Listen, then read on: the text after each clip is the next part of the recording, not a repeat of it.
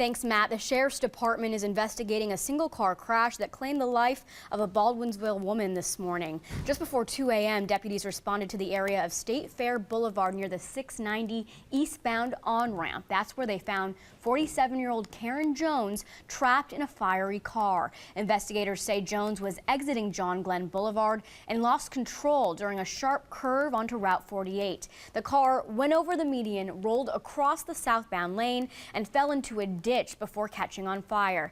Jones was taken to the hospital but pronounced dead a short time after. Syracuse's Hancock Airport came to life last night with a hero's welcome for veterans, nearly 70 years after the end of World War II. Honor Flight returned last night after a day-long trip touring the war memorials of Washington, D.C.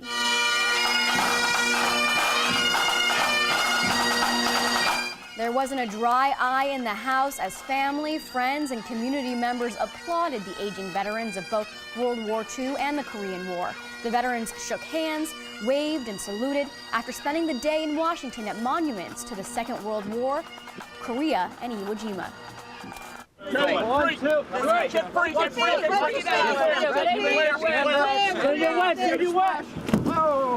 The government shutdown posed a problem. Entering the Iwo Jima site, volunteers and tour bus drivers had to push over water-filled barricades blocking the Honor Flight tour bus from reaching the monument. The shutdown forced the road closure, but Honor Flight volunteers were cheered as they cleared the way. Our Matt Mulcahy spent the day with them in Washington and brings us more about the memorable visit. For the veterans with Honor Flight Syracuse, the pinnacle of the day may well have been the visit here to Arlington National Cemetery, where they witnessed the changing of the guard, a military tradition that was felt very deeply by these veterans who served mostly in World War II, some of them in Korea. Earlier in the day, that government shutdown was a bit of a problem for some of the veterans. They got to see the key memorials, the World War II Memorial, the Korean Memorial, the Vietnam Veterans Memorial. But it was at the Lincoln Memorial where some of the veterans decided they wanted to go in. They wanted to get close to that one, and that too was barricaded off because of the government shutdown. There was one veteran who made his way in and felt it was really his right to do so. Well, it was beautiful. And I got a lump in my throat when I looked at him. But when we got there, they locked the gate on us. So I opened them all up. I told everybody, go in. And we all went up there, and that's when I met the congressman from Minnesota.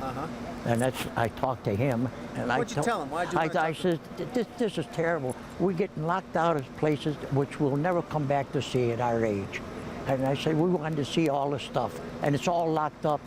Why don't you get down, settle down with the other party, and get this thing done?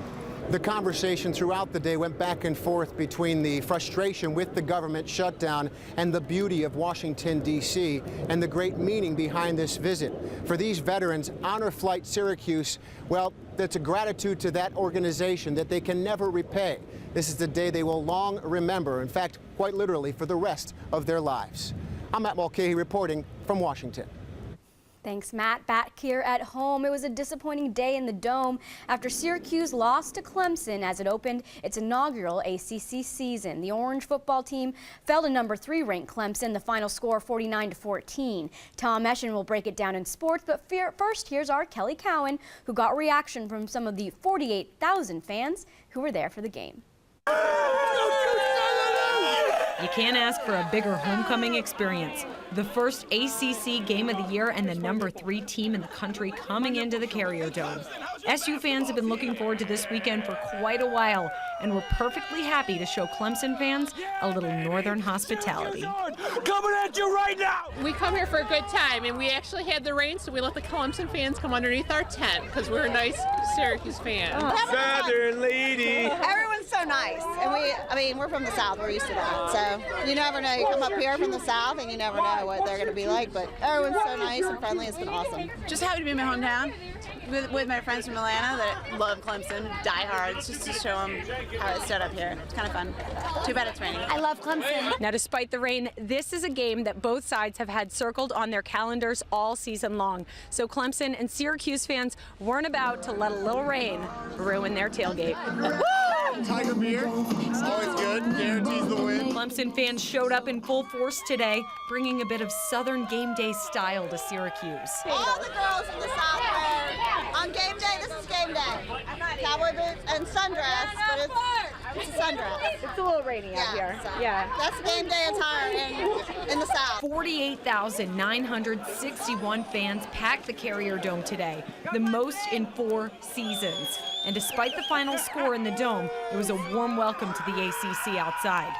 On the SU Hill, I'm Kelly Cowan. One man is dead and another critically injured after a shooting outside of Calcaño's Tavern on North Geddes Street around 2 o'clock Saturday morning.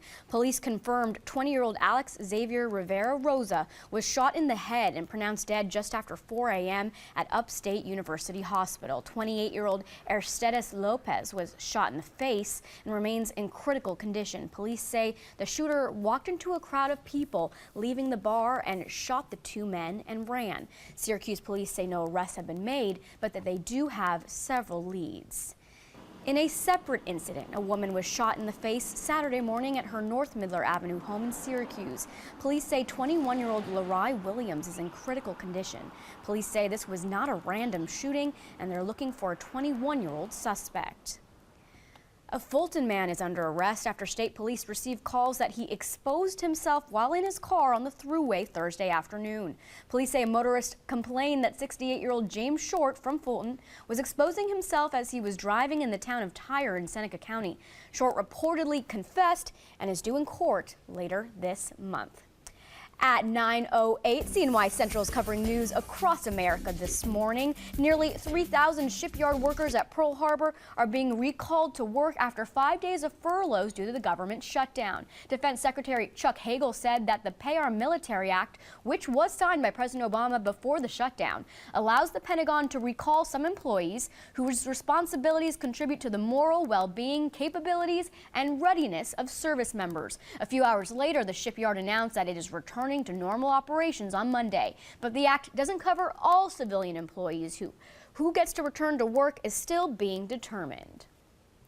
In a rare Saturday session, the House passed a bill to pay furloughed federal employees. The bill will give back pay to 800,000 workers sidelined by the federal government shutdown. The vote passed unanimously, 407 to 0. The Senate is expected to okay the measure, although it's unclear when. The White House says it supports the legislation.